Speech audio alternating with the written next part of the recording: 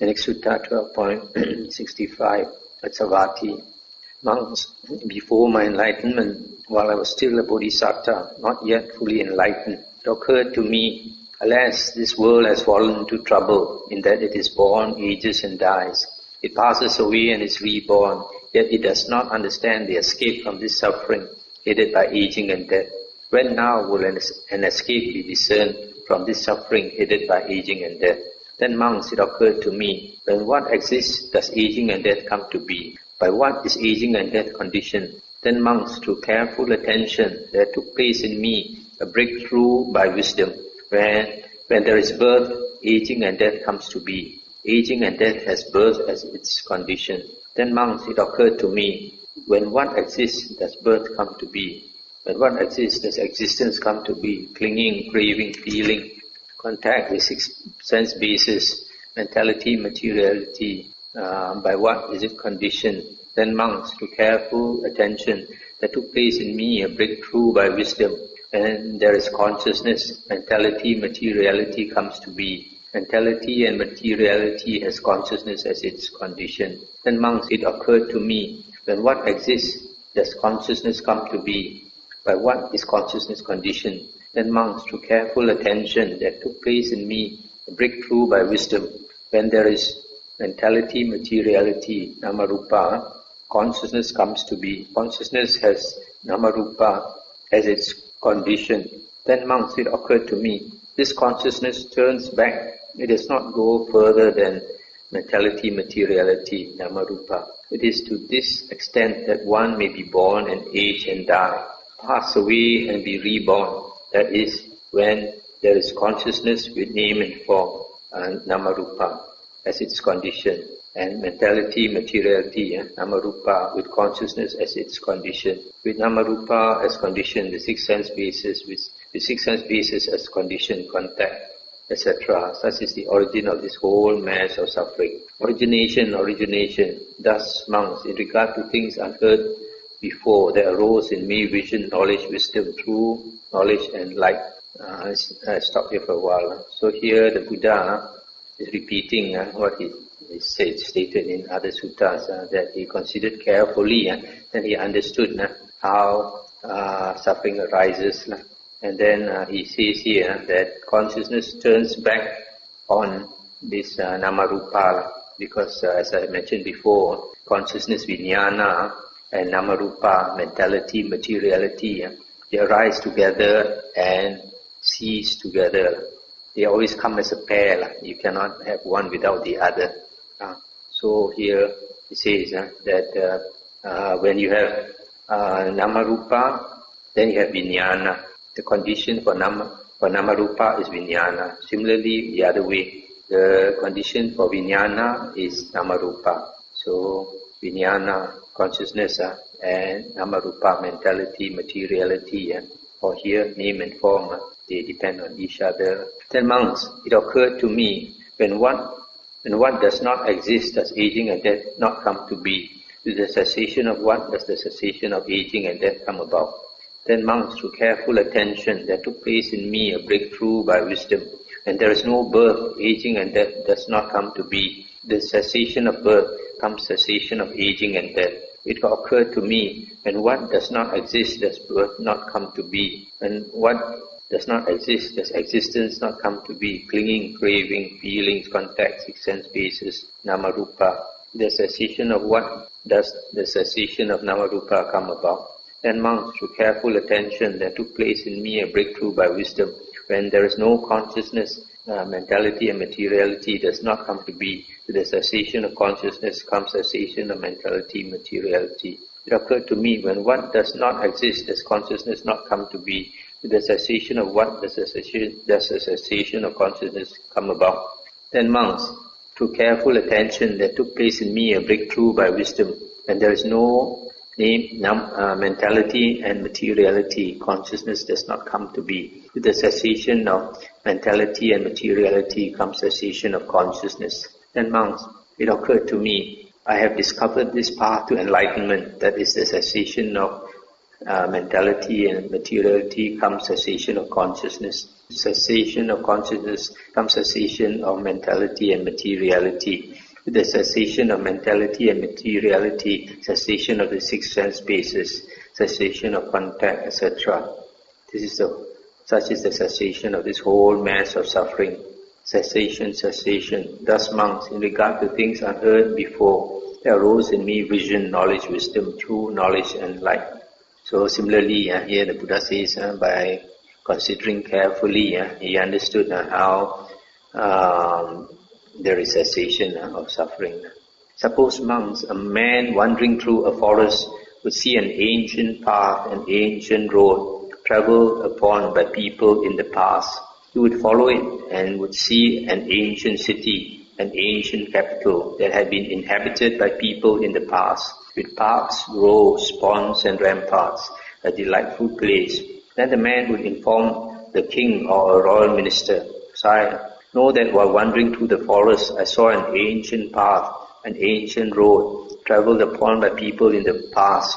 I followed it and saw an ancient city, an ancient capital that had been inhabited by people in the past, with parks, groves, ponds and ramparts, a delightful place. Renovate that city, sire."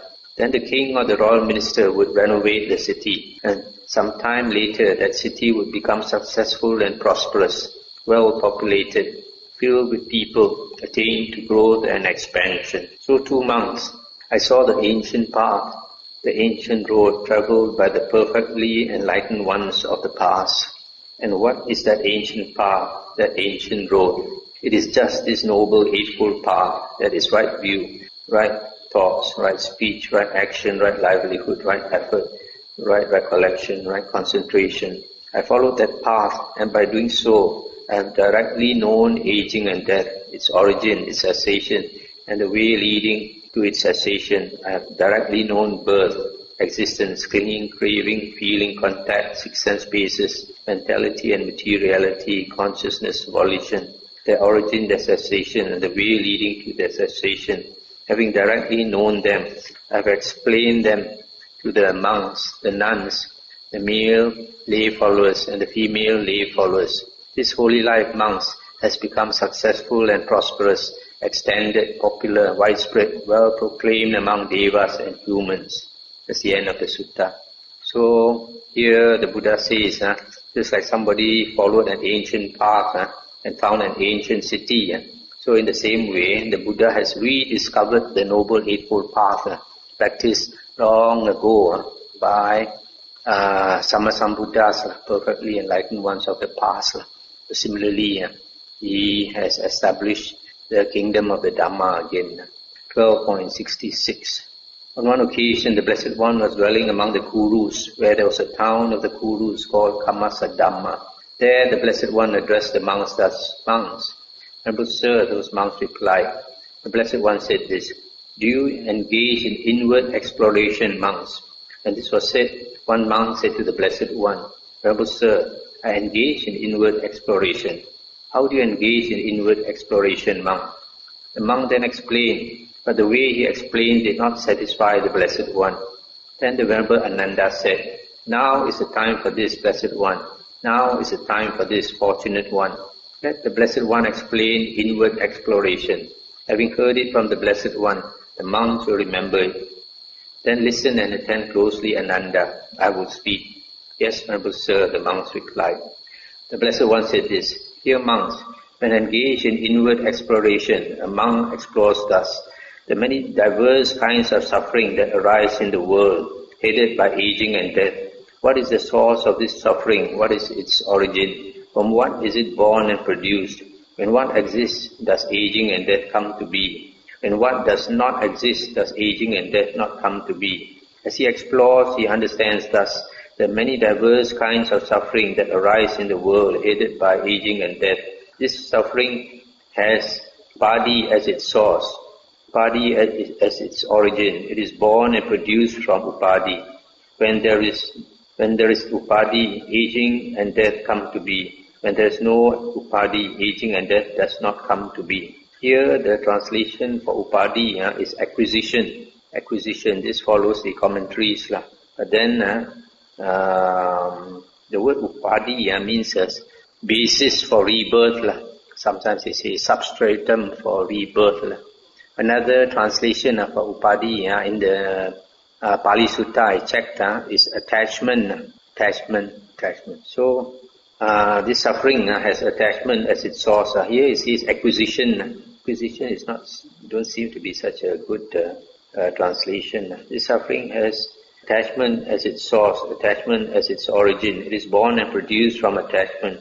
When there is attachment, aging and death comes to be. When there is no attachment, aging and death does not come to be. He understands aging and death, its origin, its cessation, and the way leading on that is in conformity with this cessation. He practices in that way and conducts himself accordingly. This is called a monk who is practicing for the utterly complete destruction of suffering, for the cessation of aging and death. Then, engaging further in inward exploration, he explores thus, what is the source of this attachment? What is its origin? From what is it born and produced?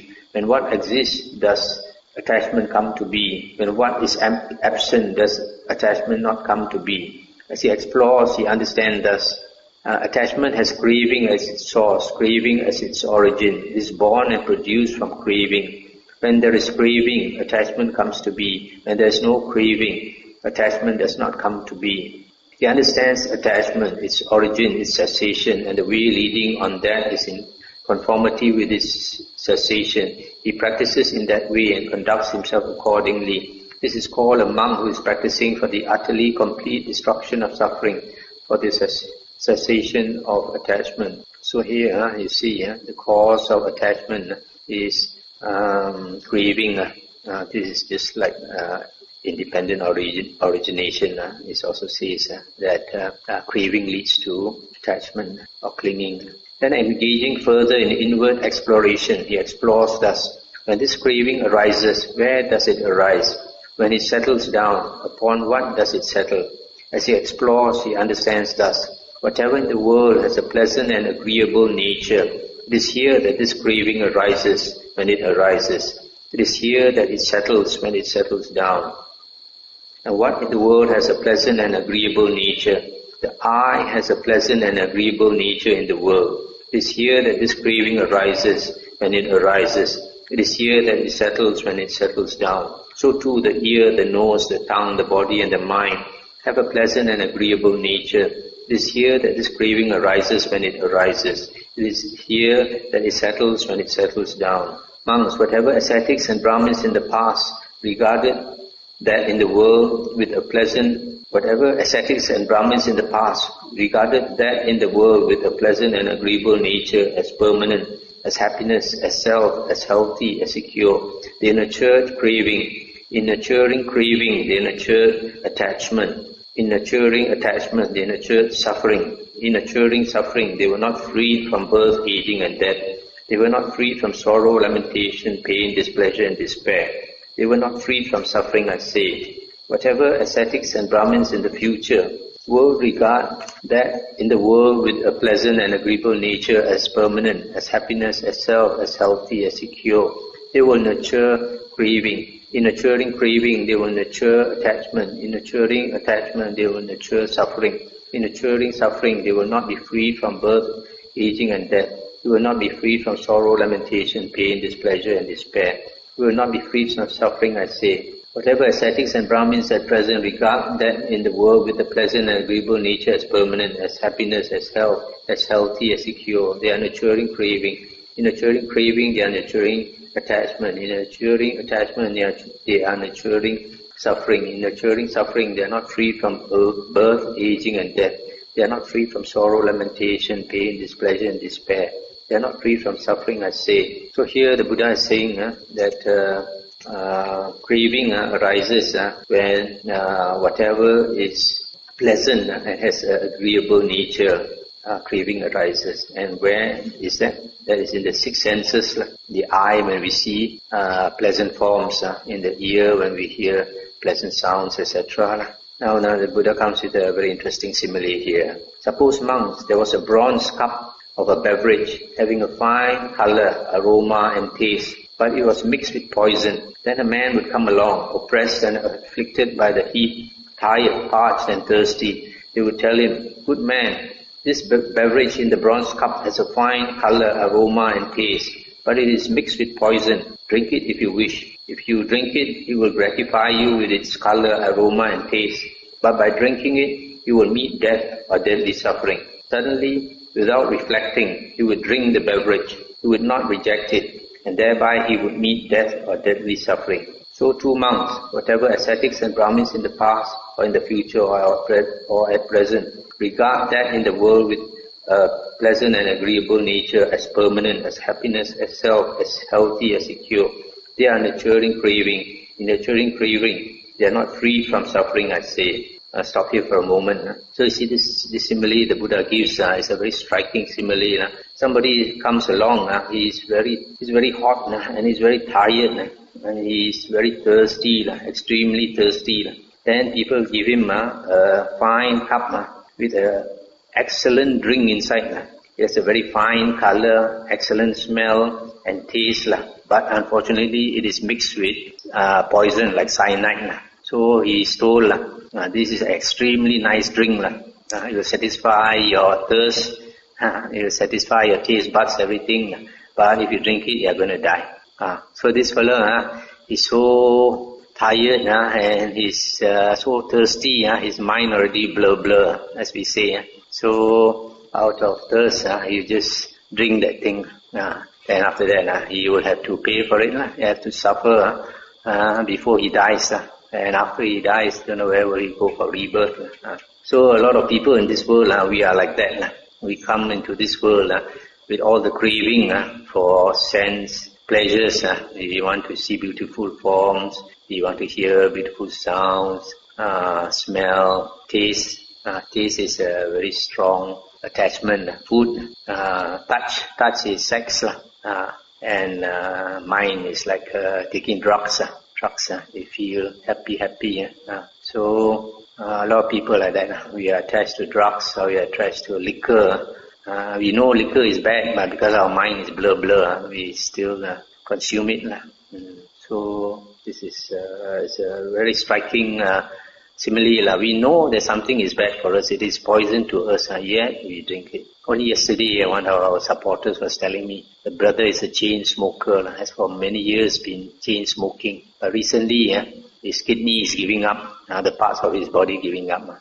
Recently, he went to the hospital, stayed one night, came out, still refused to let go of his cigarette.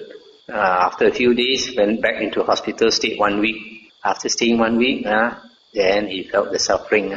Came back, only he threw away his cigarettes and gave up smoking. So that's a thing about many of us. We know that something is bad for us, and yet we cannot kick the habit because our mind is weak, because our mind is blur.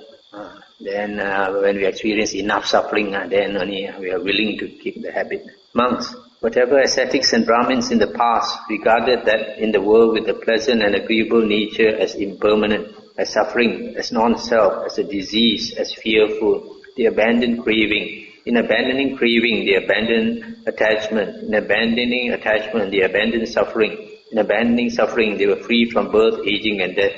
They were free from sorrow, lamentation, pain, displeasure and despair. They were free from suffering, I say. Whatever ascetics and Brahmins in the future will regard that in the world with a pleasant and agreeable nature as impermanent, as suffering, as non-self, etc. They will abandon craving. In abandoning craving, they will be free from suffering. Whatever ascetics and Brahmins at present also in the world regard whatever with a pleasant and agreeable nature as impermanent, as suffering, as non-self, they will abandon craving. Abandoning craving, they are freed from suffering. Suppose, monks, there was a bronze cup with a beverage having a fine color, aroma and taste, but it was mixed with poison. Then a man would come along, oppressed and afflicted by the heat, tired, parched and thirsty. They will tell him, "Good man, this beverage in the bronze cup has a fine color, aroma and taste, but it is mixed with poison. Drink it if you wish. If you drink it, it will gratify you with its color, aroma and taste. But by drinking it, you will meet death or deadly suffering." Then the man would think, "I can quench my thirst with water, wheat, porridge or soup, but I should not drink that beverage, since to do so would lead to my harm and suffering for a long time." Having reflected, he would not drink the beverage, but would reject it. and thereby he would not meet death or deadly suffering. So too monks, whatever ascetics and Brahmins in the past, in the future, at present, regard that in the world with a pleasant and agreeable nature as impermanent, as suffering, as non-self, as a disease, as fearful. They are abandoning craving. In abandoning craving, they are abandoning attachment, etc., and they are freed from suffering, I say. That's the end of the sutta. So here, this man also is very hot and tired and extremely thirsty, and they offer him this fine drink, extremely delightful drink, but with poison mix. Then he would think, instead of drinking this, which I have to suffer if I drink it, I can still quench my thirst with water or soup. So he refuses to drink that. He drinks something not so tasty, and so he does not have to suffer for it. So in life also, if we are smart enough, use our wisdom, sometimes we don't have to go for the best things in the world. We compromise because we see sometimes you overindulge yourself, you have to suffer for it. So we are willing to give up the enjoyment because we see that it's not worth it. That only a person with wisdom can do that. Time does not permit me, I think, to finish the other suttas in this Nidana Samyutta. There's only, I think, there's only 3 suttas left in the Nidana Samyutta that I want to read, to go through. But we'll have to do it tomorrow. Anything to discuss?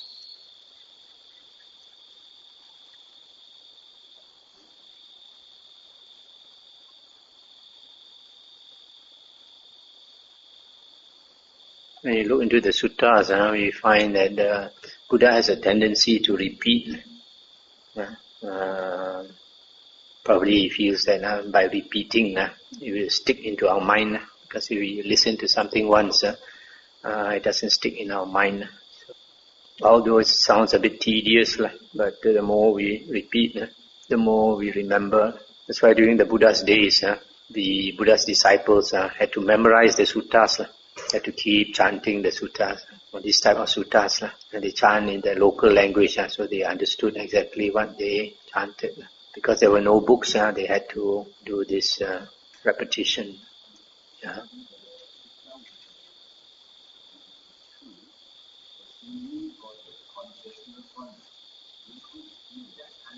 What page is that? Page 599. 599.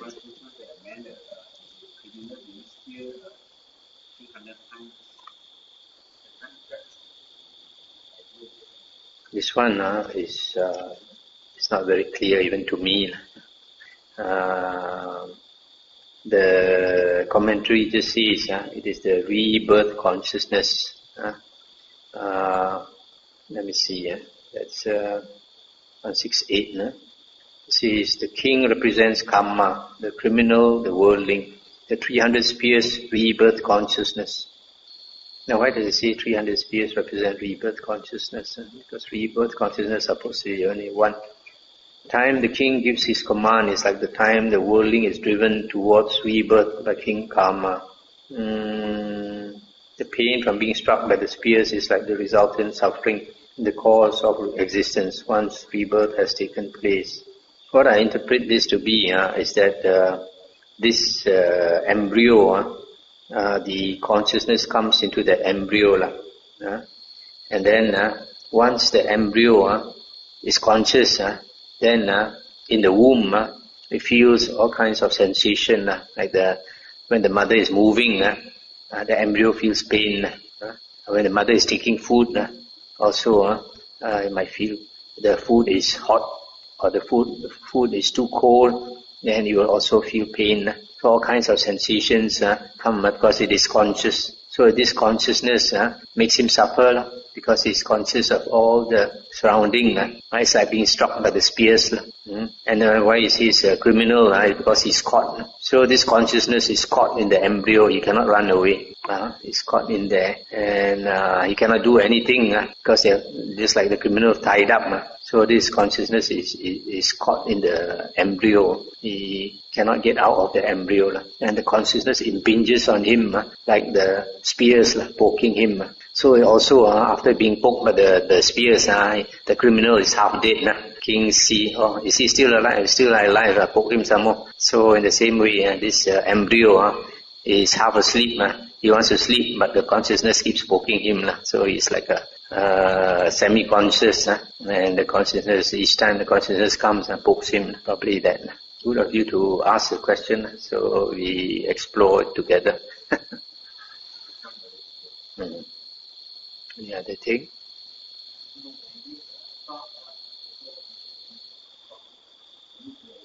Yeah.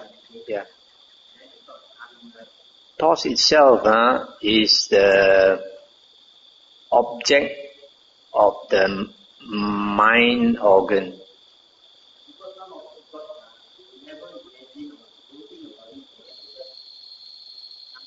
Okay.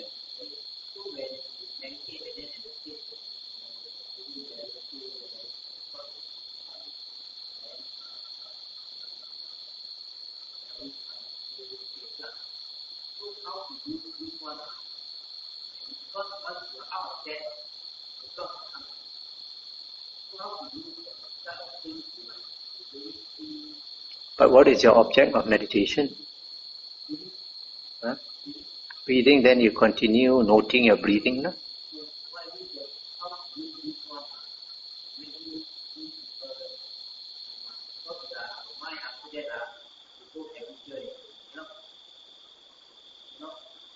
You see, when we are meditating, in the Buddha's teachings, when we meditate, our aim is to attain one-pointedness of mind, because it's mentioned in the Majjhima Nikaya, the type of meditation praised by the Buddha is the first jhana, second jhana, third jhana, fourth jhana. So it's not like nowadays people say in meditation you practice vipassana, contemplation. Not really. In meditation we try to sharpen our mind. When we are not meditating, then we can practice contemplation. For example, when you study the suttas and then you contemplate. But in meditation itself, you are trying to sharpen your mind, trying to attain the jhanas. So you go back to this object of meditation. But sometimes for some people, he cannot see that object of meditation. Maybe say like the breath, he's contemplating on the breath. After some time, the breath has become so fine and the mind has become tranquil that he does not see the object. He cannot see the breath. And the mind is in a tranquil state and he doesn't know what to do. In that case, you can change your object of meditation to focus on this awareness itself. Because in that tranquil state, you have only this awareness, this knowing in your mind, right?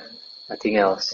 So you can examine this knowing, because this knowing is the source of that I. Whenever you feel I exists, it is in this knowing, this awareness in your mind. So you examine that awareness, that knowing mind. You can stay with it, or you can try to examine where does it come from. Try to look for the origin of this knowing.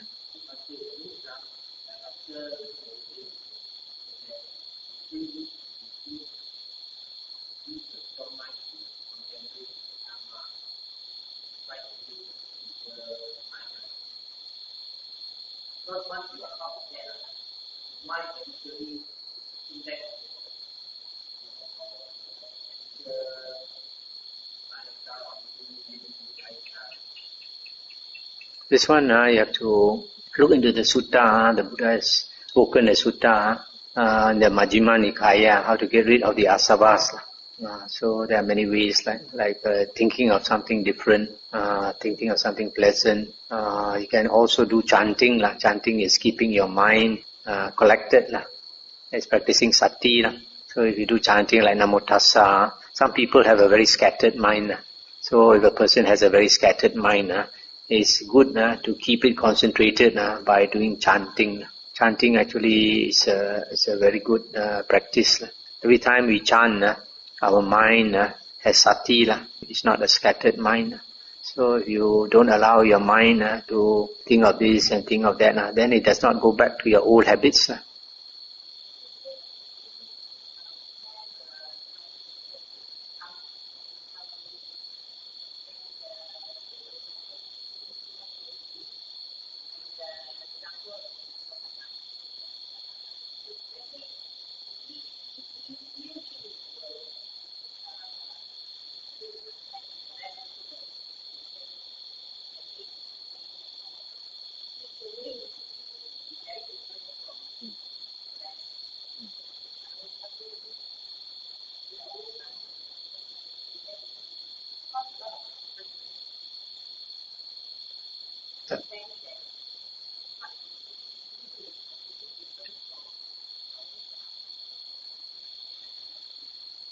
Yes, but if a person has seen the Dhamma, then he understands how his behavior is different from others. So he will not associate so much people who are too different because they don't understand him or her. So you associate with people with similar interests who are similarly interested in the Dhamma. So, because worldly people will think you have become queer. Funny, you don't want to enjoy this, you don't want to enjoy that. So that's a price we have to pay.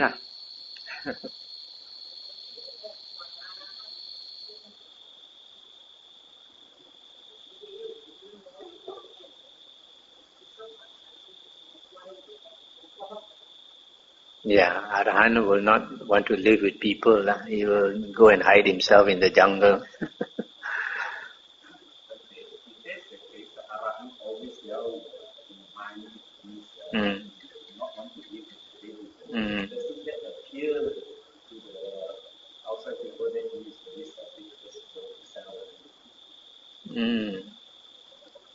Of course,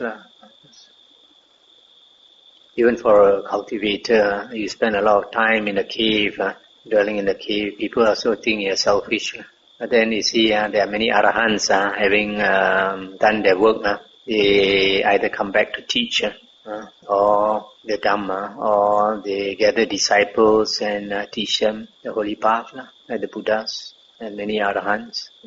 But if a person has not cultivated himself and he thinks he wants to help others walk the Bodhisattva path and all these things, if he has a lot of defilements, very soon people will have no respect for him.